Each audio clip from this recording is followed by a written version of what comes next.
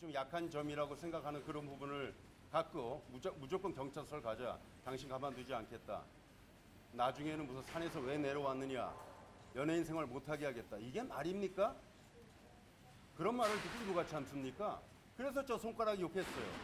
그래서 후회하지 않는다라는 겁니다. 제가 바보예요? 그건 아니잖아요.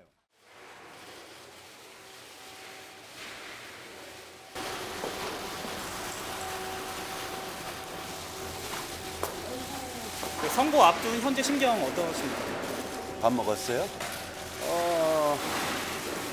우리 뭐 다 같이 들어가서 결과를 한번 지켜보도록 하죠. 차 이제 도로에서 운전하다가 접촉이 의심되는 상황에서 저쪽 상대편은 이제 그걸 보복 운전이라고 하는데 CCTV 영상을 보면 한 10km 정도 주행 속도에서 앞에 차를 세웠죠. 내려서 운전에 대해서 이제 운전이 왜 그렇습니까라고 했을 때 상대편이 이제 제 얼굴을 이제 인지하고 그러니까 보통 정상적인 반응이라면 무슨 문제가 있냐라고 묻는 게 정상일 텐데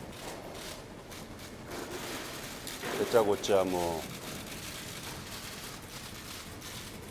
저한테 좀 격한 반응을 보였고 그래서 아니 당신이 저쪽에서 그랬더니 뭐 당신이 지금 나한테 당신이라고 했어? 그리고 반말을 하고 거기까지 보면 지금 정상적이지가 않은 거를 지금 인지했죠. 그랬더니 이제 사과를 서로 하고 끝날 문제가 왜 이렇게까지 감정이 격양되냐 했을 때 경찰서를 가서 얘기하자. 계속 듣자고자 경찰서 가자. 가만 놔두지 않겠다. 그렇게 얘기를 한 게 이제 저도 이제 기분이 나빴죠. 그래서 손가락 욕을 했습니다. 이제 거기서 이제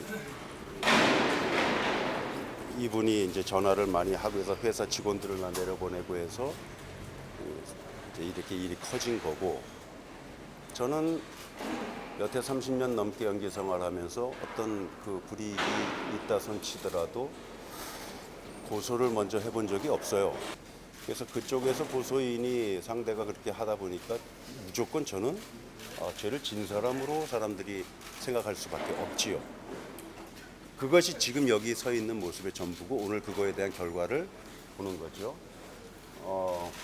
네, 어떻게 보면 억울하시다는 입장이신 것 같은데요. 그러면은 앞서 결심 공판에서 본인 행동에 대해서 후회 없다 이렇게 표현하셨는데 여전히 같은 입장이신 건가요?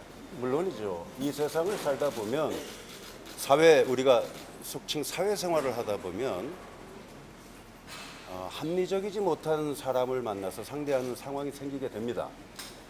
더구나 그런 상대가 여성일 경우에는 우리는 상대하기가 정말 힘들어요. 그것이 제가 얘기할 수 있는 얘기의 전부고 일단 늦을 것 같으니까 마지막으로 그럼 상대방한테 하고 싶은 말 있으실까요? 아니 하고 싶은 말 없어요. 예. 올라가세요.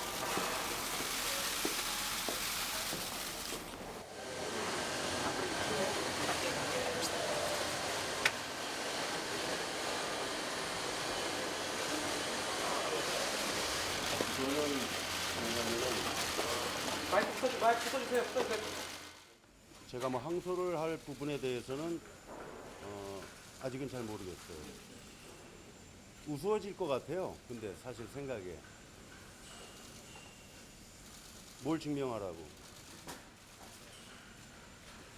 사실 법의 결과가 이렇다 저렇다 얘기할 수 있는 거는 남의 눈을 피한다라는 것밖에 안 돼요.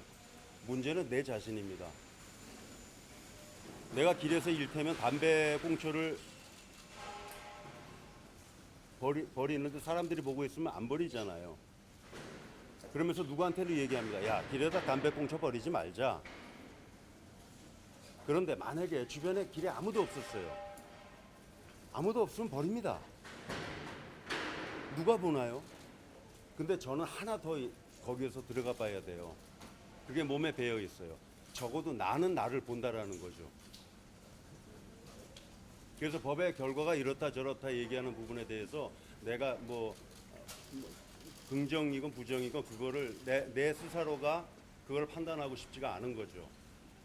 그래서 그 부분은 좀 생각을 해야 될 것 같고 마지막으로 말씀드리고 싶은 건 살면서 이러한 저러한 일은 많이 일어납니다. 근데 아까도 말씀드렸다시피 세상을 사회를 접하고 만나고 살다 보면은 어느 상황에서는 굉장히 합리적이지 못한 상황이나 사람을 만날 때가 있어요. 그 합리적이지 못한 사람이 그 상대가 더구나 여성일 경우에는 저로서는 남성이기 때문에 그거를 받아들이기가 더욱더 그거에 대해서 대응하기가 더욱더 힘듭니다. 굉장히 힘든 상황이 많아요. 일견 여러분들 중에 제가 갑이라고 생각할 수 있는 부분도 있으실 거예요. 누구나 너 갑이지 하면은 갑인 사람들이 나 갑이에요라고 얘기는 안 할 겁니다. 근데 저는 갑이라고 생각해요. 뭐 위치적으로나 뭐다 이걸 떠나서 나는 분명히 특혜가 있는 듯한 삶을 사는 것 같으니까 연기를 해서 그래도 가난하지 않게 사니까 근데 여성을 만나서 이런 일이 발생됐으니까 갑을 관계가 형성이 된다라고 볼 수 있을 거예요. 근데 더 문제는 뭐냐면 제가 갑질을 했다라고 생각을 합시다. 뭐 그렇게 생각하셔도 되니까.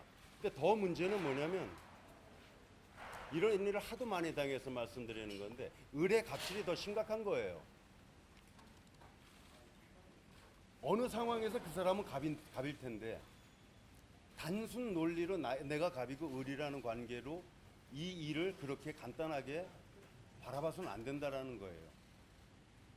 그런 부분에 대해서 저는 어찌 보면은 좀 갑의 논리에 의해서 상대에 아까도 말씀드렸다시피 고소를 제가 한 것도 아니고 사회적인 문제를 만든 것도 아니고 이런저런 그 증인이 저번에 법정에서 나왔을 때도 저한테 그런 얘기를 하더구만요. 여론을 조작하고 언론을 조장하고 여론을 조작해서 자기가 뭐 회사 다니는데 스트레스를 많이 받는다. 제가 무슨 여론을 조작하고 언론을 사주합니까? 그러신 분들이 있어요 여기? 누가 그렇게 할 수 있죠? 어떻게 그런 말을 법정에서 함부로 할 수 있나요? 차에 문제가 있어가지고 운전이 왜 그렇습니까? 했을 때 대뜸 나한테 당신이 뭐 나한테 당신이라고 그래서 반말하면서 경찰서 일단 다 필요 없고 경찰서 가서 얘기하자. 그게 상대가 합리적인 대화가 아니에요. 무슨 일이 있었습니까? 뭐가 제가 잘못됐나요? 이게 이렇게 됐어요. 이렇게 됐습니다. 악수하고 웃고 헤어질 수 있는 얘기입니다. 말 그대로. 큰 어떤 뭐 인사사고나 접촉의 상황이 아니기 때문에 최민수라는 단순히 대중에 알려진 사람이라는 그 조건 하나로 저에게 이제 좀 약한 점이라고 생각하는 그런 부분을 갖고 무조건 경찰서를 가자. 당신 가만두지 않겠다. 나중에는 무슨 산에서 왜 내려왔느냐. 연예인 생활 못하게 하겠다. 이게 말입니까? 그런 말을 듣고 누가 참습니까? 그래서 저 손가락 욕했어요. 그래서 후회하지 않는다라는 겁니다. 제가 바보예요? 그건 아니잖아요. 감정이 격화된 것이 아니라 오늘 한번 이렇게 소리를 질러보고 싶었어요. 왜냐하면은 답답하니까요. 마지막으로 항소에 대한 부분은 생각 좀 해볼게요. 저도 똥물 제가 묻히고 싶지가 않아서 그래요. 우습지 않습니까? 수고하셨고요. 비도 많이 오는데 점심 식사 맛있게 하세요. 그럼 다음 활동 계획에 대해서도 한번 부탁드립니다. 이 재판 때문에. 지금 모르겠어요. 모르죠. 머릿속에 정리를 좀 해봐야죠. 근데 저도 그 사람 용서 못하죠. 고소하실 생각은 없으신가요? 생각한다니까.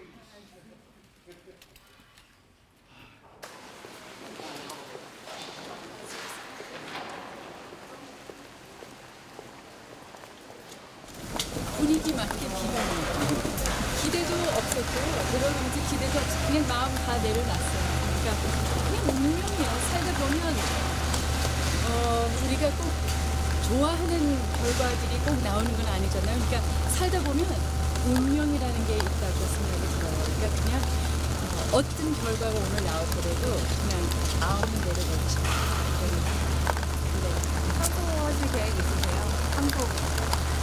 잘 모르겠어요. 지금 일단은 그럼 가시죠, 감사해요. 형님. 네. 비가 오는데 감사해요.